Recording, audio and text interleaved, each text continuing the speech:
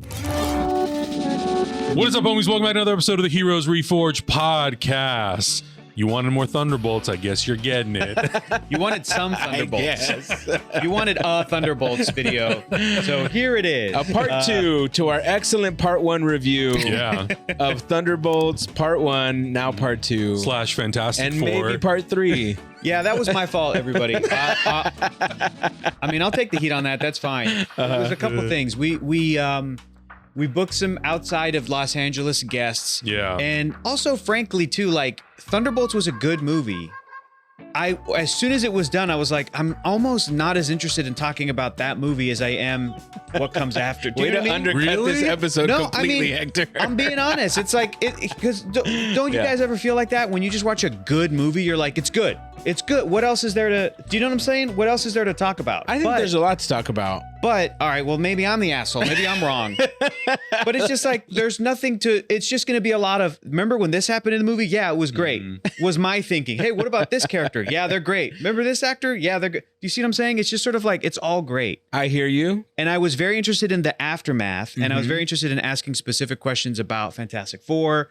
So much so that Adam was like, Hector, you can't talk about Fantastic Four again until the Fantastic Four movie comes out. Sure. There's no more Fantastic Four More like until Fantastic, the movie drops. no. There's no more Fantastic Four until that we review that movie and then only talk about Thunderbolts in that review. Sure, yeah, that's what we'll do. We'll flip it. But I'm sure we can talk about Superman whenever we want at any point up until the Superman movie comes out. That's fine. But that's fine. It is my fault, and it was my wanting to have that kind of conversation, like the aftermath, with our guests Jenna and Brandon, and me thinking like, well, they're not in LA. Like, this is rare. We can't just have them on next week. What we should have done is had the episode we had, and then immediately after, when they left that day, we should have just, the three of us, been like, all right, guys, now let's talk about Thunderbolts for an hour. We're doing it now. We're doing it now. It's fine. It's all good. We had to go to Japan for a week and a half. 2 weeks. Yeah. So but then we had Robert Kirkman on, which was really cool. That was rad. It's all champagne problems. It's all good, but so stop complaining. No, I'll take the heat for that. You can go ahead and be mad at me the most. I'll apologize for that, but that was my thinking. But yes, Augustin's right. Of course, there's a lot of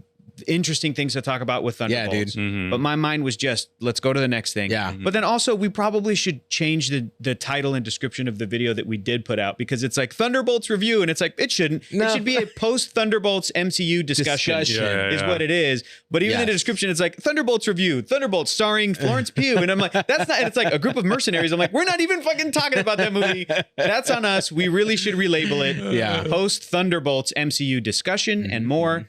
And now, this is the Thunderbolts review. But yeah, it is. And we're going to go full spoilers because at this point, you better have seen the movie. Also, you haven't seen it yet? Okay, good. Sorry, Mike. I don't know if we want to touch on this, but we did finish Andor. Yeah. We are about to finish The Last of Us Season 2. Very soon, I got a chance to see Mission Impossible The Final Reckoning. Ooh. Which I'm like kind of bummed that you guys didn't get a chance to see it early. I'm kind of mad at Paramount. But whatever. Well, hey, you know, we're Mexican, so they don't let us in sometimes. Simon, that's true. There's no Mexicans on the IMF team so far. Yeah, I mean, they're just the bad guys. I don't know what to tell you. Yeah. Simon Pegg liked this, maybe. He liked that's true. That's throwing true. us a bone. I definitely tried to slide that into Paramount's DMs, and they were like, no, thank you. No, It's they're okay. like, we don't care. not your friends. So, shout out. I think it was because I talked shit about Mission Impossible 2. I think that's what it was. Well, and Simon because they know how good it is. That's why. Controversial. Yeah. Well, Simon wasn't in that one. Is there any housekeeping we need to take care of, Adam? Oh man, that's a great question. Well, you guys were gone, so time is just like a murky mess for me, and I have no idea what we've been doing other than what I just mentioned. But we're also still watching Jurassic Park and Jurassic World on Patreon. Okay.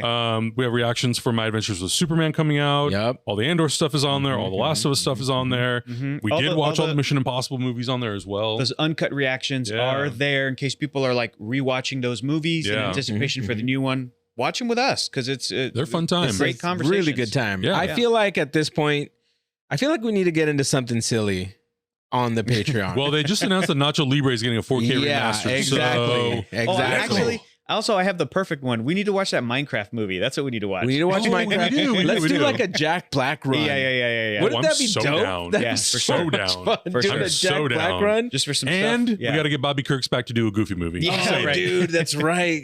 Was that in the episode? Yeah, it was in there. Episode? At the very end, he's like, I'm coming back and we're doing a goof movie. All right, man. Sure thing, dude. Okay, so now we're getting back into it. We're catching up. Now we can talk about Thunderbolts. Let's talk about it. Well, the first thing I'm going to say is I'm really upset and disappointed at IMAX and AMC because I drove 20 minutes south from where I live to go see the film La Película in IMAX 3D. And when I got there, they were like, IMAX theater is number 1 on your left. And I said, great. Can I have my glasses? And they went, sorry. It's not in 3D. We can't play it in IMAX 3D because the projector can't handle it. And I'm like, oh, no. Why did I just drive down here? And I was like, so, okay, what about the next one? Sorry, we're not going to be able to play it here at all. And I was like, great. So I got to go find another theater. They're like, unfortunately. And I was like, cool. One other theater was playing it and it's already out of that theater. So no go there. So I'm a little bitter. That sucks. Are you trying to be like Michael B. Jordan when he talked about IMAX Princess Mononoke? He's like, I missed it. And apparently IMAX set him up with his own private screening. Yeah, basically. Are you trying to get an IMAX 3D private screening of Thunderbolts? Like, it's done. It's gone.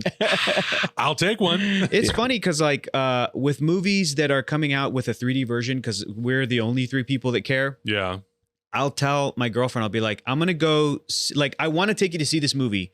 If you're busy and I'm not, can I just go see it in 3D and then we can go see it later? And she's like, yeah, go ahead. No problem. Yeah. And then I'll try to wrangle I was able to actually go with her to see Thunderbolts, I think right before we left for our trip. Oh, cool. So we did get to see it in 3D, which is like, it's cool. There's some there's some good shit there. I mean, we can talk about Thunderbolts.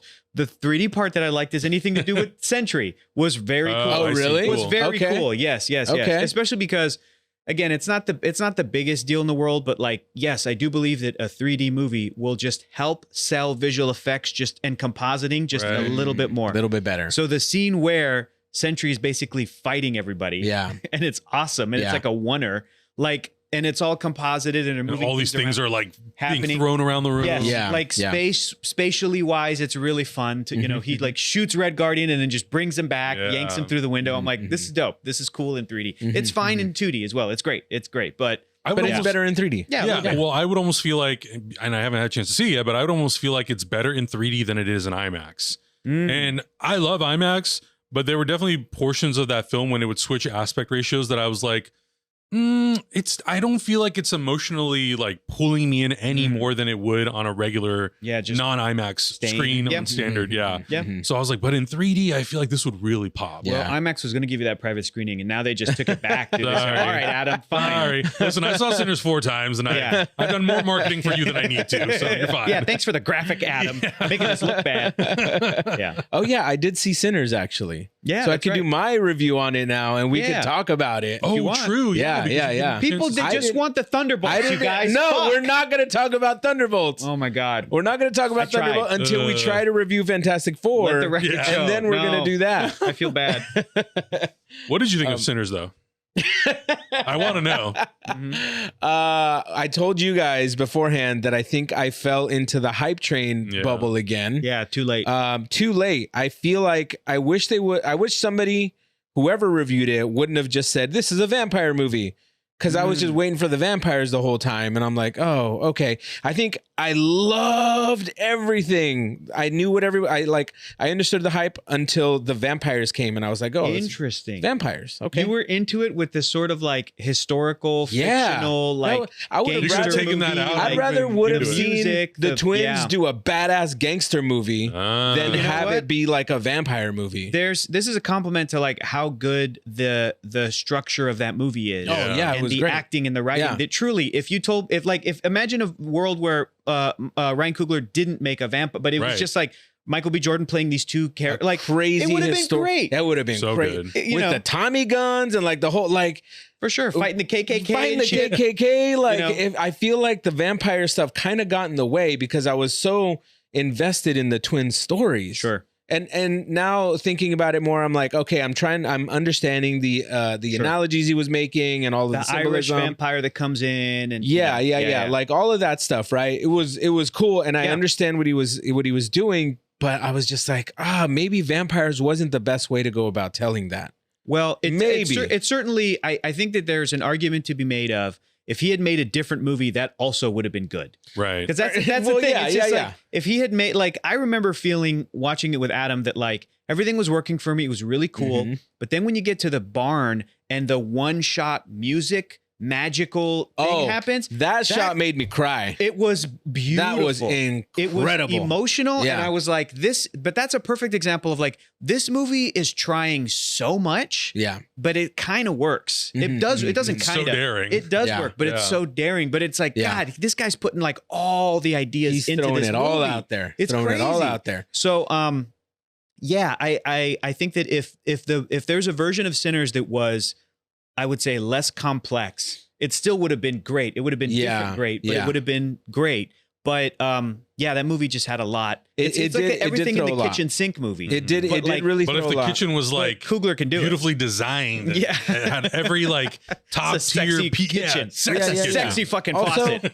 I didn't see it in IMAX 70 millimeter. It's not regular. And so that was like a whole nother thing where I was like, I feel like I do need to watch it in 70 millimeter. Yeah, I feel like at least it's a vista. At least it's going to enhance my, the way I was kind of absorbing the movie. Yeah, I think so. But overall, I think the movie was fantastic. But too hyped for you. I just think the hype train was just like crazy.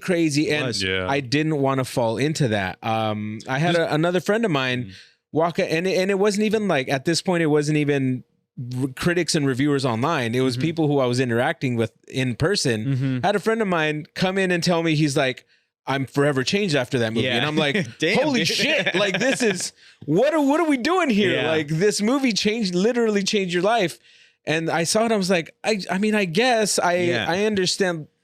You're fundamentally the same person before and after the movie. I was anticipating like the historical aspect to go into something like really, really deep. And then it was just like, oh, it's a vampire and garlic. And then you could just kill them like normal vampires. It's cool. I know. Okay, the normal vampires? What? And they need to be asked to go in the house. Yeah. And you're like, that's crazy. Like, but they're just normal ass vampires. Yeah. Okay. Yeah. So I think there was, I mean, listen, it's Adam's favorite. I know it's your favorite movie. And I know it's Amy's favorite movie of all time. But I think part of that is also because we got to see it so early. Probably. And I love the simplicity of it. It's like, it's just garlic steaks, and you got to invite them in. All in one location. Right. It's great. But I do think I still prefer Ryan Coogler's Black Panthers because of how like superhero and fun and ambitious and like in world building they are. And I still prefer his Creed for the emotional impact. Yeah, I would agree with that. But this guy does not miss. He still makes 5 for 5 movies, bro. Look, this is 5 for this is like splitting hairs at this point, right? Like the movie was phenomenal. Yeah, it's just here's the other thing that I wish they would have touched more upon is the actor. I'm sorry, the skill of the one character who could like break the barriers. The music, the music, right? Yep. It was that one amazing shot, that one amazing scene, and then vampires, but then like I wish they would have touched on why the vampires needed it a little bit more. Yeah, right. Because they touched on it, but they didn't. He's so important. It was sort of like Irish guy was like, I want him, and then I'll be able to reach through to my roots. Yeah, right? And it's sort of like, okay, I get you, but like, what does that mean? And what do you get out of it? Right, because when they do that dance sequence, right, they finally have him there. Yeah. But they don't really highlight him. He's just kind of in the crowd dancing. They focus more on the Irish vampire. I'm like, so does the Irish vampire also have this skill? Like, is it like, why isn't Michael B. Jordan in there? Like, or not even, because they don't have him actually. No, I was confusing Michael B. Jordan with the other character. Yeah. I forgot, Sammy. Yeah. I was confusing Michael B. Jordan because they never even get him at that point. Right? They got one of the, so does like that guy have some sort of hint of that power too? I don't know. Or the other white vampires, because they were all singing music. Like the one lady that was like, singing on the guitar. Like as a group, do they have that kind of? So I think that's kind of what like, it was like great historical piece and then like normal vampire movie and then done. Yeah. And then I'm like, that ending was great. That ending was great. Yeah. That ending was fantastic. So good. Yeah. Michael B. Jordan looks so good in that 90s attire with the sweater and the glasses. Yeah, dude. Yeah. That ending was really rad when he came back to talk to Well, that was Sammy. Spoilers for Sinners, guys. Sorry about that. In case I mean, look, the movie's out of theaters at this point. Yeah. Like people should have seen it. Yeah. But also we'll put some spoiler stuff on the show. Whatever. No big deal. Yeah. I feel like I've seen so many movies in the last week. Yeah, you've been on a tear. I also remembered I watched Final Destination. Yeah, how was that? Dude, I've been hearing nothing but good things about that movie. So fun. Don't hype it up too much. I know. No. Here's the thing. I haven't heard anybody talk about this movie. Okay, except for one reviewer and you. Yeah. And I'm like, oh, okay, cool. That's the perfect amount of hype that I need. I honestly didn't know what to expect going into, because I've seen some of those older films, but the Final Destination series started 24 years ago. So it's been a minute. Up, dude. It's been a long time. And the last one they made was in 2011. So I'm so spotty on the history of Final Destination. Yeah. I just remember the iconic moments of like the plane or the freeway or this and that. But going into this one, I was like, listen, I just want to have fun. Yeah. I'm going to need a chronological chart from you, bro. Nah. Because I know. You got to watch all of them. I don't want to do it. You do it. No, you're going to have to watch it, bro. No, I'm not watching it. You got to watch it. You do it. You do your chart. He doesn't like spooky movies. You do your, whatever. You do your IMAX Sinners chart, but for them, because I know that the Final Destination movies loop, that the most recent one ended where the first one began. And it like blew people's minds, and they reused footage from the opening of the first one when kids are getting on a plane or whatever, and then the plane crashes. So like it's a big. And this loop. one ties a lot of loose ends together in multiple stories and nice. mentions a lot of previous. See, I need that chart. I need that chart. Yeah. But yeah, it's a really like what you do for the Halloween franchise with all the branches and how to view it. Do that for Final Destination. All right, that means I got to watch all of them now. There we go. Yeah. Do it. But I think the thing that I really enjoyed about that movie was it just let loose and had the best time. Great. And some of the kills had people in the theater going, "Oh my god!" like just clapping and yelling. And to me, that is the definition of having a really good time at the theater. Yeah. The Sinners has a lot of depth to it. Yeah. Final Destination is pretty simple dimple, but it's very entertaining, and the actors are pretty great. The actress from Superman and Lois is in it. In season 2, she was like the main villain. Oh, great. From the other dimension or whatever. From the other dimension. That's cool. She plays the mom. She's great in it. Okay. Yeah, can I say something? Yeah, so it was a really, really fun movie. I walked out there and I was like, you know what? I want more of this. Nice. I like this variety of where you can have something like Sinners. Yes. That's more serious, is more layered, has a lot of depth and a lot of range, but then something that is just a fun. And in IMAX, that shit really popped. Oh yeah, awesome. It was really. What about cool 4DX? Should I go into a 4DX screening? I mean, if you want to risk your spine being broken in 5 places, go for it, dude. Yeah. I feel like that's the type of movie to watch in 4DX. No, we got a no head shake from producer. I know. Mark doesn't like 4DX, but it's okay. I'll go and rip my spine for it. Dude. Well, the doctor says I need a backiotomy. Yeah, so I don't know if I can do exactly. it. I don't know. You're gonna come out with your spine out of your ears. It's gonna be great. Thunderbolts, guys. We have to talk about it. Prove me wrong. Let's get into it. Let's have some great conversations about Thunderbolts. To talk about. Why not? Because the movie was good.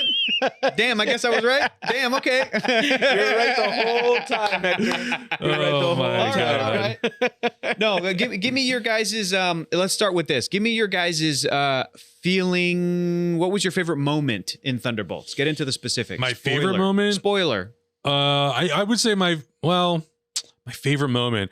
Honestly, I love the moment at the very, very, very end when we resolve the story and all the Thunderbolts embrace Sentry and pull him out of the darkness. Wonderful. Void, bring him from the void into the light. I love that. Yeah. On like, like all different levels.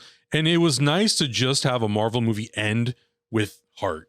Yeah. Not that other movies haven't, but that movie is so specifically tailored around relationships, friendships, family, and all that sort of stuff. And to have the movie resolve with just all of those characters embracing each other and pulling themselves out of the void was a really cool, unexpected ending. Because even from the trailers, truthfully, when we got to see little snippets of like Yelena about to walk into the void, not knowing really what it was, the Shadow Realm or whatever, I thought it was at the beginning.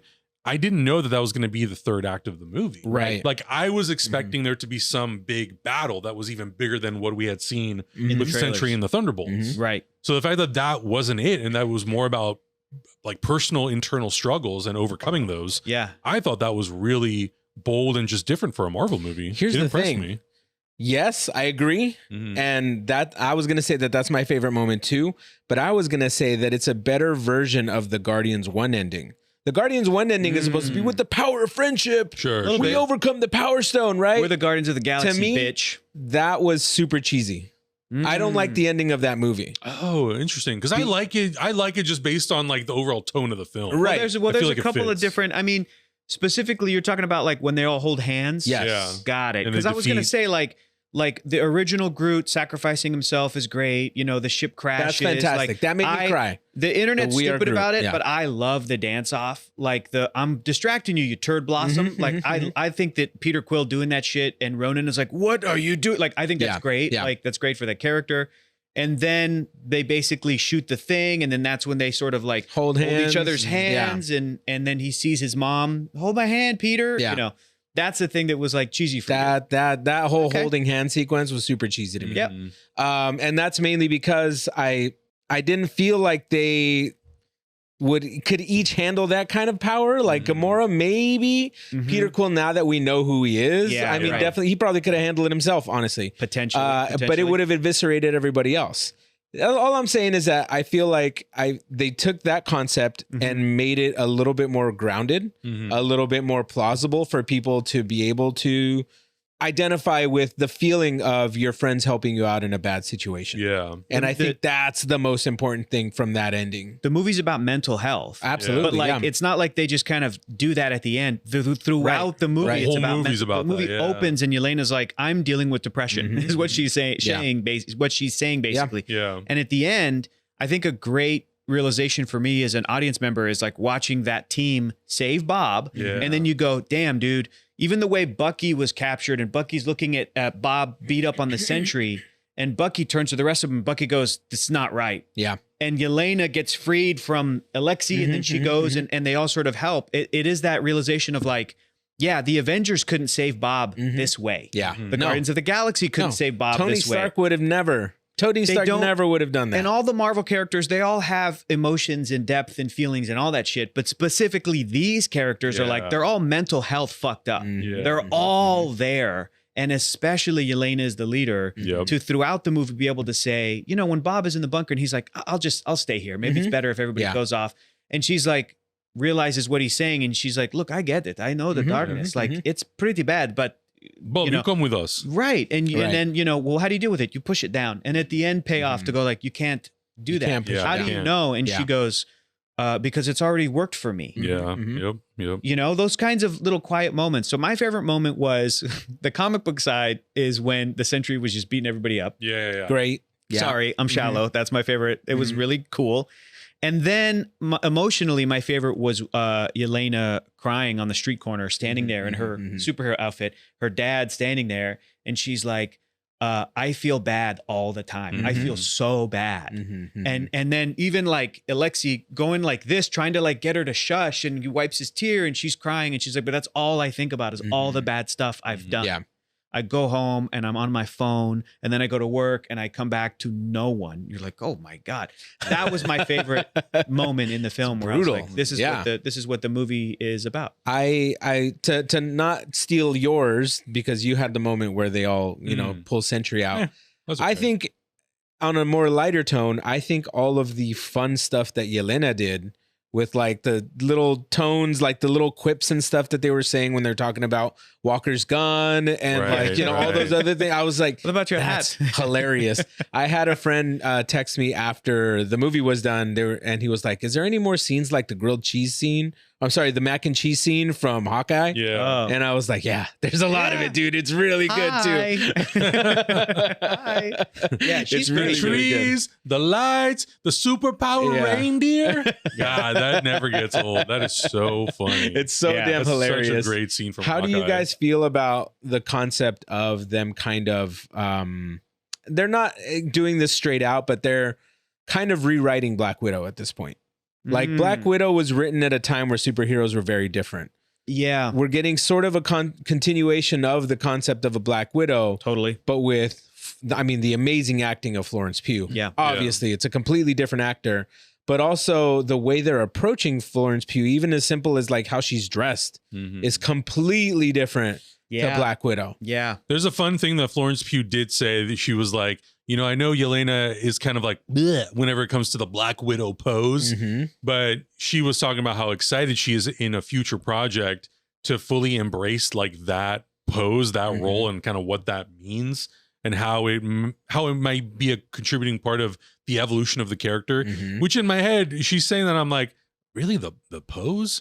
But really, you have not we don't even refer to Yelena as the Black Widow. No, not She's at all. Yelena Belova. Yeah, yeah. She's not the Black Widow. That's it. So to get to whether it's Doomsday or Secret Wars or something in the future. Whoa, careful. What? You're going into Fantastic Four territory. Yeah, sorry. Careful. Better not. Careful. Stick to the plan. Neuralize me quickly. The people want a Thunderbolts review and only Thunderbolts. That's it. Don't worry about that shit. Those 122 minutes.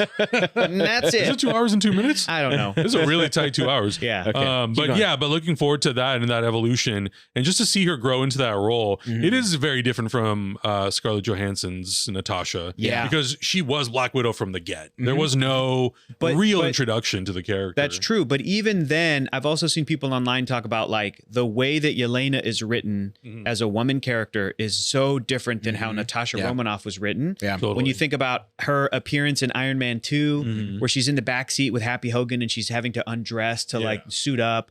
Well, then her next appearance, a long way. Come a long way. Years. She's in Avengers and she's kind of the only woman character in that movie.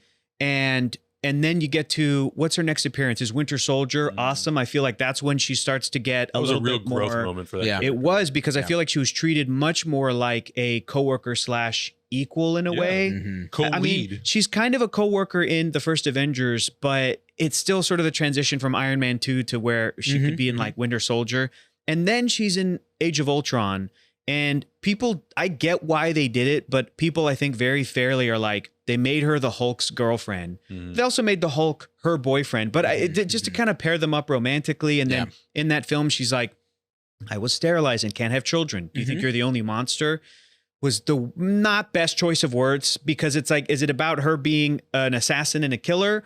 Or does she consider herself monstrous because Like she can't she's mutilated conceive children? Yeah. And it's like, that's fucked up because the way that we put pressure on women to have babies, and that's all they, it's like, it's all messed up. So like, this is her sort of this is her character's evolution. Right. Then she gets killed off in Endgame. And also, I mean, listen, I loved her in Infinity War and Endgame. I thought she was awesome, but we've talked about this since Endgame came out, where you were like, they did her dirty. It's the worst decision Marvel's ever made, honestly. I get that, like, they killed off Gamora in Infinity War to be able to have a sacrificial, like, you have to have that kind of thing to be like, these characters need access to the Soul Stone. Yeah. But it is kind of weak that, like, the two major characters that died were like the women characters of their respective franchises. Yeah. Right. Even if the Black Widow movie was then going to be the sort of like, well, Scarlett's back, but it's all a prequel. Yeah. But does it add to her? Absolutely, it adds to her story and emotion. And I think it was like a net positive. Yeah. But it's still sort of like when the character was maybe in the red. Right. Are they trying to like bring it back up? Gamora was also like, she's still around too, but it's like an alternate reality. Like, it's a Gamora who never fell in love with Peter. So now James Gunn is writing her in Guardians of the Galaxy 3, where like they're not going to be together. And the whole movie is sort of like them coming to terms with that. And that's cool too. But it is sort of like, damn, we kind of lost like the Gamora that we had, right? Could Zoe Saldana as that character have stayed in the MCU and had a presence of sort of like a Chris Hemsworth Thor or like a Paul Rudd Ant-Man, where they just keep coming back and we're happy to see them. We're so, So now we get to Yelena and she is very well written and we experience so much trauma. And in this one, she's just like a fully developed character who goes through something very profound in this movie, but she's not over-sexualized and she's not at any point turning to other characters and going, what do we do? With the sort of typical tropey shit that women characters in big action movies have to deal with. So yeah, all of that to say, are we now getting like a better version of the Black Widow character? Yeah, we kind of are. Yeah. Yeah, and I think this version of Black Widow is going to be much more of a leader than I think Natasha was allowed to be. Right. Allowed to be. She could have been. They totally could have, because I mean, they tried to. They tried to make her. She was the point of contact for the Avengers. You're right. You're right. In Endgame, it wasn't really, it was like for 5 minutes. Yeah. Correct. It's not a full movie. And in the comic books, Natasha Romanoff, Black Widow, has been the leader of the Avengers. She's been like the point person and the field duty leader and the person in charge. So yeah, that character has the potential for that. And it's really great to see people really embracing Yelena. And who knows if she's going to take on the name Black Widow or like, because it's still confusing. You could look up like through official marketing stuff. I don't know what she's listed in the credits. It might just be Yelena Belova. It's not like Black Widow / Yelena. There's no title there. There's no title. She's never called that. Whereas like Red Guardian, he's constantly like, I'm the Red Guardian. Yeah. You know who that is. Ghost, you know who that is. Maybe she'll be White Widow as a way to be like, I'm even more flopping it over. Yeah, I'm even more of a good guy hero character than like my sister when she was like the Black Widow, knowing that she was an assassin and everybody in the world kind of knew she was publicly, but she was still like allowed to be an Avenger and whatever. But it's really cool to see where that could go. Another question. Yeah. How do we feel about the first death of the movie? I was waiting for this. In 5 minutes. Yeah. How do we feel about them killing off a woman character again? Listen, real talk.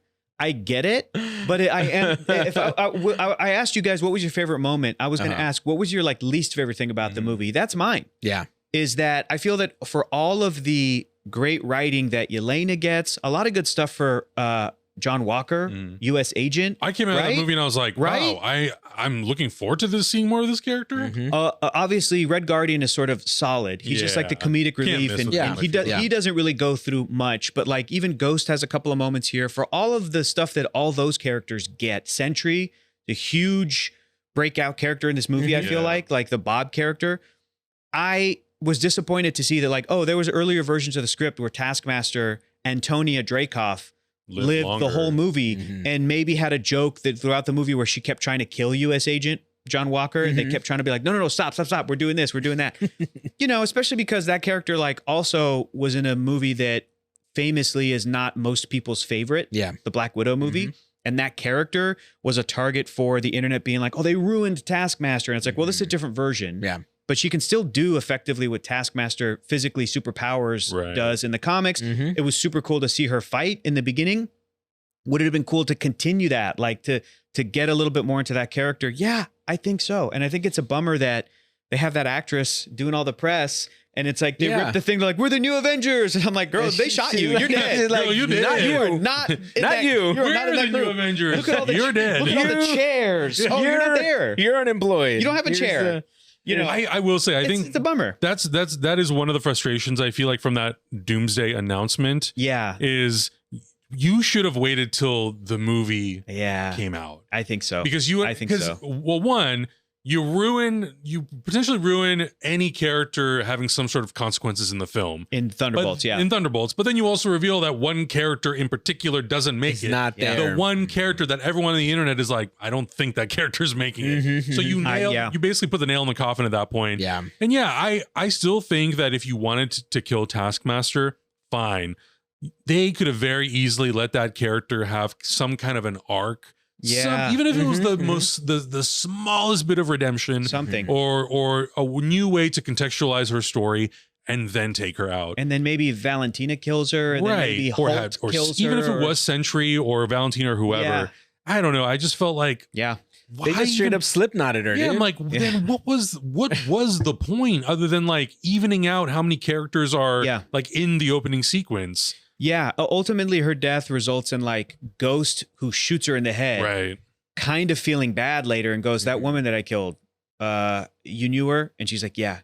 And she goes, was she? And, kind of asking about her. And then Yelena just goes like, she had the hard life. So makes sense. It's our jobs. That's kind of the whatever, which is like a good moment. But yeah, I'm disappointed because, listen, I'm optimistic. I want every one of these characters in every one of these movies to be like somebody's favorite character, meaning the writing should really pop. There should be a great fun moment. And you're describing like, what if Taskmaster had stuck around for a little bit to do something to make people go, oh, you know what? I really liked it. Oh, we lost her. Shit. Oh no. Right? Yeah. Because I know Sentry actually killed her. Because if people are going, well, they knocked her off because, there's not much there already. I go, well, hang on a minute. It depends. Right. Most people already wrote off Ghost and U.S. Agent. And these are characters that I know the internet was not clamoring to see again. These were characters that people were like, Thunderbolts, really? Why are you making it? Every time one of these movies gets announced, it's always the same fucking group. They're always like, God, just do Avengers already. Just do Cap. Just do Thor. Just do this. Just do that. Just give us Spider-Man. Just give us this. And it's like, here's a new thing. God, why? Nobody asked for this. Well, it's Guardians of the Galaxy. And now it's your favorite thing. Shut up. Like, you have to try that stuff. So could this movie have done a little bit for Taskmaster? I think so. And then killed her off there was to room. then open the door to be like, okay, maybe there'll be a future Taskmaster, another Yeah. version, maybe a male character, whatever. Maybe it'll be a guy like in the comics whose name is Tony Masters. It's really dumb, but whatever. If people were really like, I didn't like MODOK in Ant-Man Quantumania because I want MODOK from the comic. You don't give a shit about MODOK, but fine. Now that one's dead. Tell me the greatest MODOK arc. Yeah. Okay, cool. Thank you. I want the MODOK with hair. Okay, man, great. Now you can, okay, the door's open now. Maybe they could do George Tarleton, the real MODOK. Who gives a shit? But yes, now with Taskmaster, maybe that'll happen. But I would have liked a little bit of that because the rest of the movie had such good writing. Yeah. It did. It It really did. I think I would have also liked a little bit more with Ghost. Yes. Because I do feel like we get to see Yelena's perspective and her sort of reaction of what's happening. Yep. We already know Bucky's for the most part because True. he's been in so many films. Yeah. We get to see. By the way, just real quick, hold your thought for a second. Yeah. Did you guys catch? I saw this online. I didn't catch it the 3 times I've seen Thunderbolts now. At the end of the film, when they're in Bob's shame rooms and all the Thunderbolts show up to sort of help Yelena, Bucky comes sort of crashing out of a wall. Apparently behind him, really quick, is a Hydra torture room. Oh, I didn't notice that. Because people were like, what is every one of these characters going through? Yeah. What's Spider-Man going through in the city? What's Daredevil going through? And they're like, shame room. So somebody, posted a grainy sort of still freeze frame of that. And it was apparently that Hydra, torture chamber The for room Bucky. where they brainwashed Could him. be, Right. but anyway, yes, we were familiar with Bucky's trauma. Yeah, for so sure. back to your point. But yeah, so I like and Valentina's was really cool. It was nice to get like a little bit more into Valentina's backstory. Yeah. I would have liked a little bit more showing not necessarily Ghost's backstory, but what the hell has Ghost been up to since 2018's Ant-Man and the Wasp or 2019's Ant-Man and the Wasp? Yeah, it would have been nice to put some context. Yeah, just a little something. But I understand in the context why, especially in that sequence, they can't do it because it's a surprise that those characters end up in the void to rescue them. True. But we could have had just one moment of, and then seeing something. Yeah. Yeah. Just a little bit more. But And it's like maybe they couldn't bring back Lawrence Fishburne, who played her sort of mentor, father figure, Bill Foster. Maybe you couldn't bring back Chris Evans to be some Bucky cameo, Shame Room cameo. I get it. But yes, or maybe even just a little bit more writing because we got the John Walker, and that was short and sweet, Great. and I got enough. I got what I needed. Yeah, great. Yeah. Easily could have been done with that character. Yeah. Easily. There's like there's nothing holding them back to doing it besides like runtime. Right. Yeah. Right, Are you trying to hit a runtime number? You couldn't hit 30 more seconds on this character. I know.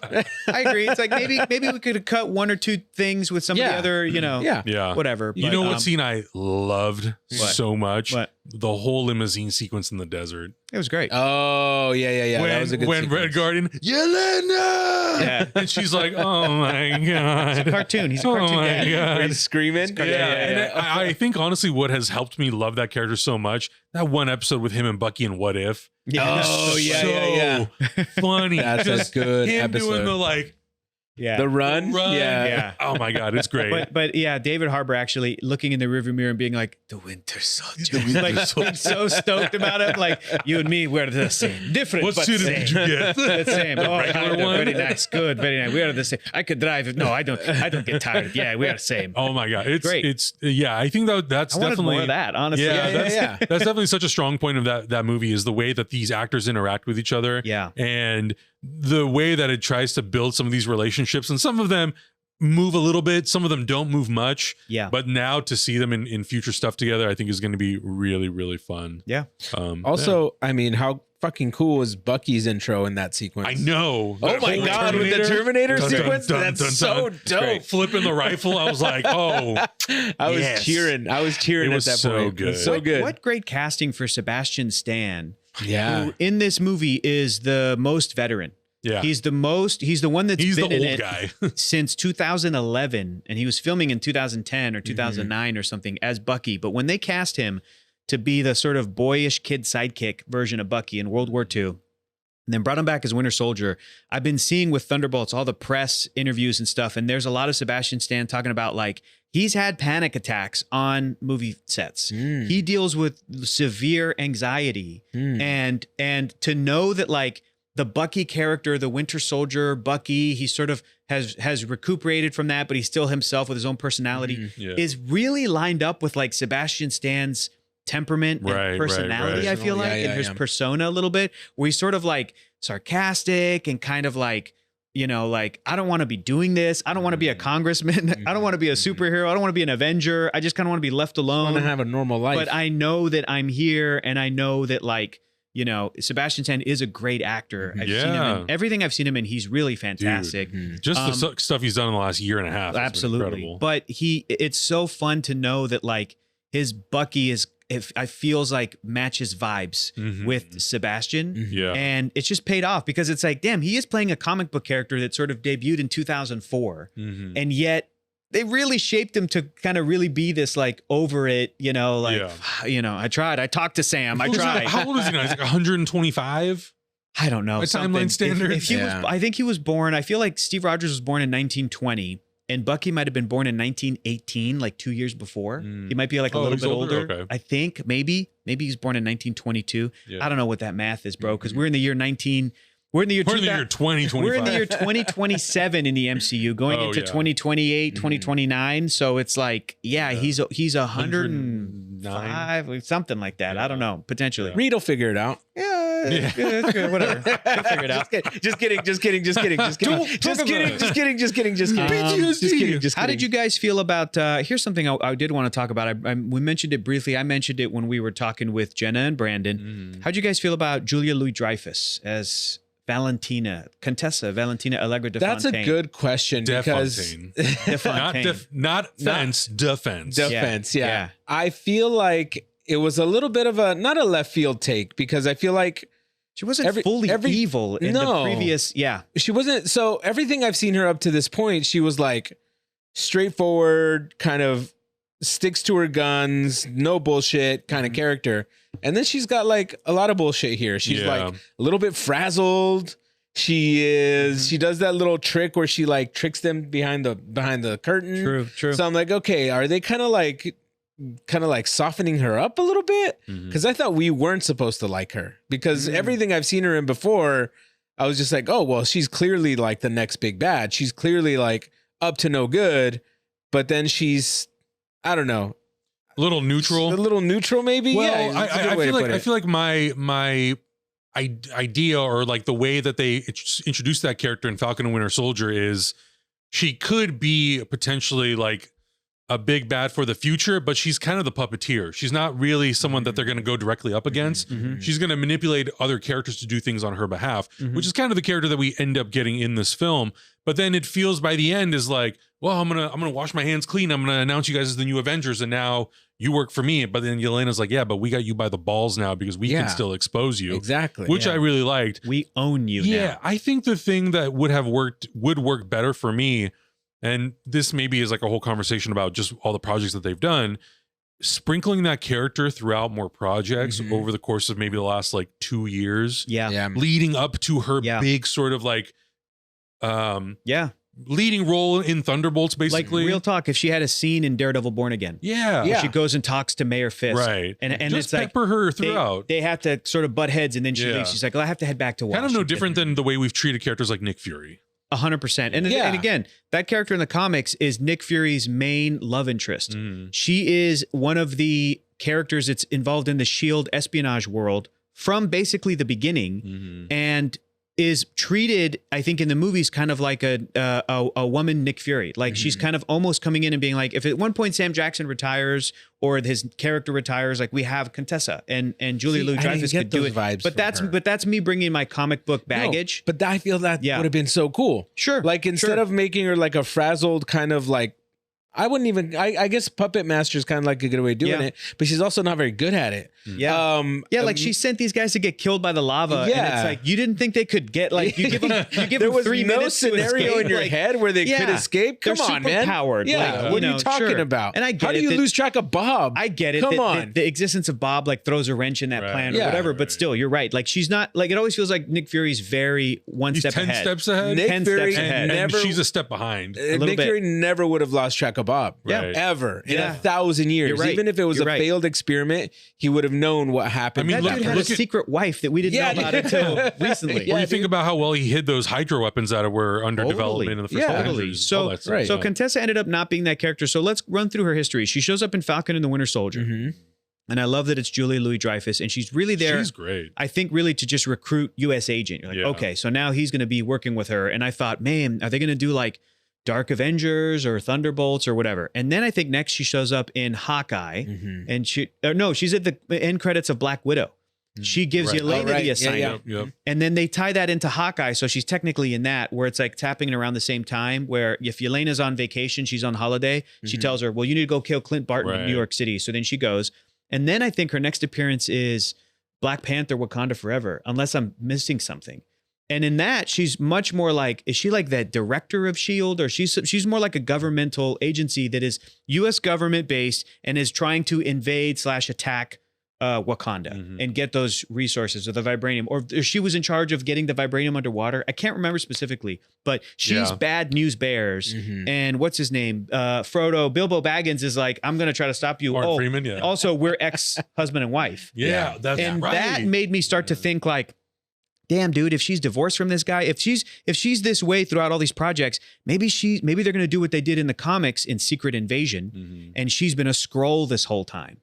And the real Valentina Allegra de Fontaine is in stasis somewhere, and she still thinks she's married to Everett K. Ross. But they didn't end up doing that. Or again, all of this to say, like, dude, maybe those could have been the plans earlier on. And at some point, they're pivoting, they're moving stuff around. As they're developing this movie, they were maybe like, yeah, but we need a character to like set this stuff up and be the puppet master. But then at the end, we need them to be the new Avengers. We need them to be the Thunderbolts, the new Avengers. So I don't know. Maybe, I'm curious to see what they're going to do with the Valentina character. But I do just hope that they just keep Julia Louis-Dreyfus around. Oh, for sure. For as long as they can manage it, Yeah. Also, this is not confirmed, but I really like the direction in this movie, and I like what Jake Schreier brought to the table. Oh, here we go. Oh boy, I have thoughts about this. Agustin, you have no idea what we're talking about, do you? Not yet. I'm still on Japan time, you guys. So, I know, dude. But did you land yesterday? It should be like 8 or 9 a.m. to you. So literally, like, wait, let's get you a coffee. I'm like dozing. I'm like, oh, yeah, it's bad. I'm like, konnichiwa. I like a lot of sensibilities and things that he brought to the project, but then we saw that he is potentially going to direct the first X-Men movie for Marvel Studios. The director of Thunderbolts is directing X-Men. Okay. Now, a bunch of people are stoked about it. I am not. I feel like... Wow. Okay. And I'll tell you why. Let's talk about it. Because Thunderbolts is really great, but it feels kind of compared to other Marvel things, it feels quiet and personal for most of the movie. And then the Sentry shit happens, and it's cool and it's big and bombastic, but it's not really big. It's like those 5 characters are helping a couple people on a street, and then they're dealing with internal trauma, and then they save the day. Like, the whole movie is sort of personal and quiet and a little emo, and that's great. And it feels like, no shade to this director, because he seems like a super nice guy, and he's directed episodes of TV shows, I think, that we watched. Didn't he do Skeleton Crew, or am I thinking of something else? I'd have to look it up exactly. But he did Beef, and he's coming from the TV world, and like, he seems awesome and really with it. But even in all his interviews, he's like, well, I just decided I was going to use Yelena in this way to kind of tell this story. And I'm like, bro, I don't want this guy. Yes, he's better than Brett Ratner. Of course, producer Mark, of course. But hear me out. And Bryan Singer. I just don't know if I want, of course. But I just don't know if I want that guy to be like, okay, great. Now you're in charge of the like relationships, the interactions, the dynamic, the action, the messaging, the metaphors, the scale of X-Men. You're going to kick us off. I feel like, well, hang on a minute. We need a director like, frankly, a Ryan Coogler. Do you know what I'm saying? Or like, I just feel like you need somebody that's going to be able to come in and go, I know exactly what I want to say with the X-Men as a metaphor for sort of all marginalized people. And again, this dude is great, and I'm not questioning his skills or his background or whatever, but I feel like he really honed in on the mental health aspect of Thunderbolts. Awesome. X-Men is not that. It's different to me. It's different. And the characters are different. And the characters are not all sort of like, they're not all like broken people like Yelena and company. Sure. Scott Summers is certainly broken, but he's also kind of like a Steve Rogers. You know what I mean? He's like, you need those characters to have a very different flavor than the Thunderbolts. And they need to be, frankly, more radical and more out in front of it, and more willing to take on all of that weight and all of that, because the X-Men are big, dude. They're a big deal. And I think I would much prefer I really love the epic scale and some of the interpersonal stuff and family stuff that Destin Daniel Cretton did in Shang-Chi. Again, Coogler's always going to be my GOAT. I'm looking at even other Marvel directors, and I'm like, I would rather get other people to do X-Men, which is a very big deal. Even if they're doing a smaller scale, like, well, it's just these 5 teenagers in high school to begin with, and then we'll go from there. Even then, I think you need to have almost bigger ambitions in a way. Doesn't it feel like Thunderbolts was a little bit like, this is our low budget movie this year?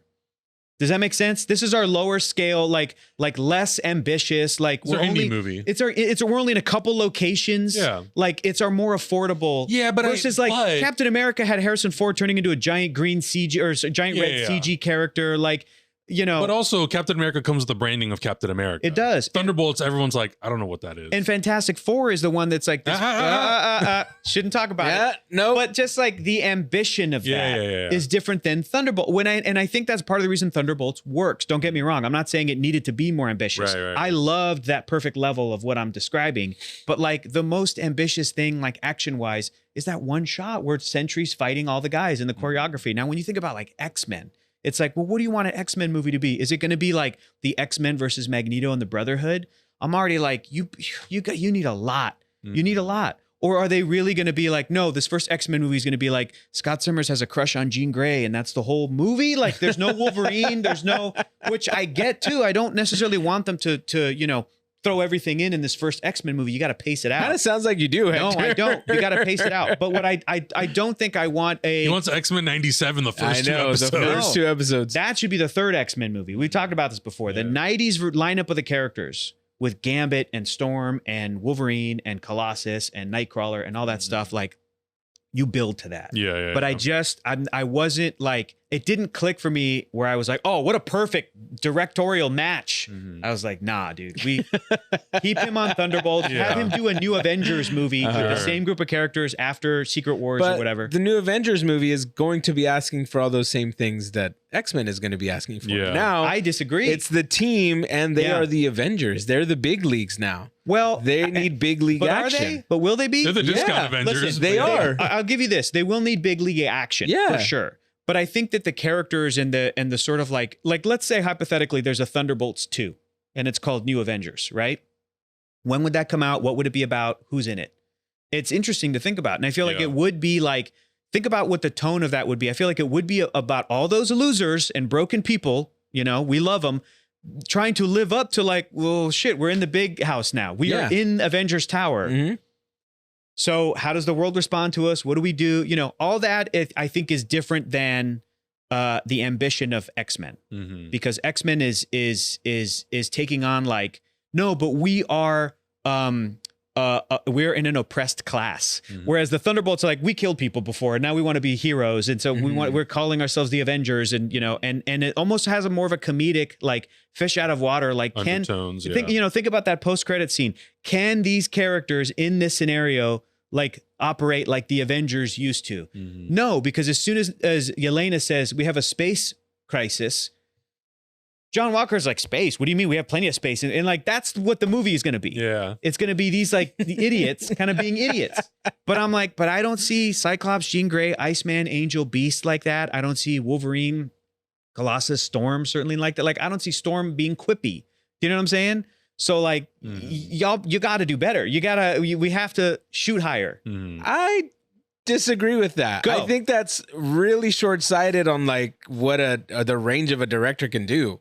clearly he had a very specific idea of what this team could be. But it's just like we talk about comedic directors, people who came from comedy to do Jordan Peele type stuff. Yeah. Like, look at the stuff that he did after. Like, if you would have said, hey, well, after watching Key and Peele, that's true. This guy is gonna go and do Get Out. Get Out. One of the best horror movies to come out in a long time. Yeah, that's true. You would have called him out. You would have been like, no, man, let's get let's get Wes Craven on this shit. Well, I mean, the Keanu director.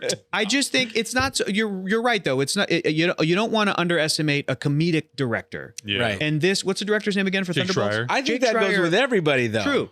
And Jake Schreier, if he comes from comedy, if he comes from beef, if he comes from that kind of stuff, The indie world and indie comedies and everything, I think that's absolutely qualifications to step into like the Marvel world. I'm just saying that in the way that like horror and comedy have a relationship, look at what Jordan Peele did with Get Out, for example, and really all of his horror movies in terms of like grabbing onto themes that you don't see explored and just really nailing it. I want the X-Men to do that. The X-Men is thematically much richer than Thunderbolts. It's at that caliber. Yeah. Yes, it's at that caliber. So I agree with you on that. That's what I'm like. I don't know if Jake Schreier is the guy for that, but I still want to root him on for his success. And if he does want to do New Avengers / Thunderbolts 2, yes, perfect. Do that and do bigger with the action, and I'm sure he'll nail it. You know? Yeah. I mean, James Gunn came from comedy, like really indie comedy. He came from Trauma. And now he's running the DC universe. I just crazy. think there's a lot of potential, especially when it comes to like the bigger stuff in Marvel. I feel like not that they should be it's hiring paint by colors, but they should be hiring from within, is what you're saying? No. Okay. That I feel like there's a formula. Yeah. A lot of the Marvel movies, the action all kind of like sits in the same territory. I don't think there's any movie that I can pick out besides like Infinity War and Endgame where the action is any different than starting at Iron Man 1 all the way going up to those movies, right? So it all I feel like is very doable because we have things like that have been shown in the past. Yeah. And also you have the inspiration. Hopefully he looks at X-Men 97. Like, look how great that did. Maybe talk to some people on that team and bring some of those people on to like kind of put you in the right direction of what X-Men can be. Now, I will agree with you. I wish it would be, because of the themes of X-Men, I wish it could be somebody who was a person of color. Yeah. Or who was in a marginalized group. Yeah. Or who was, had that kind of experience, because it's a also, very different. Real quick, to be fair, Jake Schreier, I don't know his personal background. That's true. We don't know. We don't know if he is. Might be like, he might be or he might be not. LGBTQ community. I don't know. I'm just saying. No idea. But you're right that like just on the surface, like Jake, I'm like, Jake, just looks like a nice level. guy. It's surface level. We don't know him personally. We don't know his background, anything like that. I agree with you about having a representative of that group would go far. Right, exactly. Would just have another point of view in that very important conversation of the X-Men being the marginalized and prejudiced group in the whole Marvel world, because it's in the comics, and hopefully they bring it over into the MCU. I do think that's really kind of the most important thing. I don't think they need to come out the gate with it though. I do want an X-Men team up movie because they touched on it really, really well in X-Men 97 with Magneto. Yeah. But they didn't hit us with that in every single episode. Right. And I think that's really what made it stick out. So if we can get like one good beat with that, or like one good movie where that's the real big kind of like thing that's going on in the movie, them dealing with the social pressures and the prejudice and all of that stuff. 100%. It's going to be very important. I also don't want the X-Men to be like a sob story. Right. Like, they're sad, right? They're going to overcome, and they're going to keep being the X-Men. They're going to keep doing what they want to do. And maybe we get an arc like in the original X-Men run with the Friends of Humanity or whatever, where they just kind of keep popping up here and there and they just beat their asses every time. So, I think it's you can go very nuanced, or you can go big with it. Yeah. And I agree. I think it just depends on what the director wants to do or say, and what the studio wants. Because it's an important topic. Yeah, and I think also as the director, you have to find your in. Absolutely. No matter what. Yeah. Because it's like with John Watts being hired to do Fantastic Four, something drove him off that project. To go do Star Wars. Yeah. And that was his in. And then Matt Shackman took it over. So I think that's part of it too. And you know, I imagine that Marvel talks to so many directors about so many projects. Right. They probably have general meetings with so many people every single week. Yeah. Mhm. So maybe right now, Jake Schreier has a pitch that's really strong, and that I they go hope with. so, dude. But I hope so. in a year, Yeah. or 6 months to a year, Yeah. it could change. You know, Yeah, at Comic-Con, they might announce that it is Jake Schreier doing it. Yeah. Yeah. In a year, it might be It might Ryan not be. Coogler's going to do it. Yeah. You know, you never know. Might not be. I'll Going on with Blade? Who knows? Right. Oh my God. I'll give you my pitch because as we kind of wrap out here, but I watched a movie on the plane this weekend that I loved, and it came out last year, and I only just saw it. But it's an Aubrey Plaza movie called My Old Ass. I don't know if you guys have heard of it. Seen it yet, Never but heard of is it. Bro. good? Yeah. I was so delighted by this movie. It's a coming of age movie, and it's Yeah. about this teenage It kid. was just in theaters like not that long ago, wasn't it? I think it says it's a 2024 movie. Maybe it debuted last year at a festival, Yeah, but and was then came really out in the theaters for a little bit. yeah. But basically, if you find yourself on a plane and it's on the airplane, watch it or watch it at home. I don't know if it's streaming anywhere, but My Old Ass was so good. It was about this teenage girl who gets high with her friends. And by the way, a coming of age movie, like it's hit or miss for me. Like it needs to be so authentic. Mhm. And when you find young actors that you're like, oh my God, these kids are hilarious. They're so real. Like this, I just thought it was beautiful. It was so well done.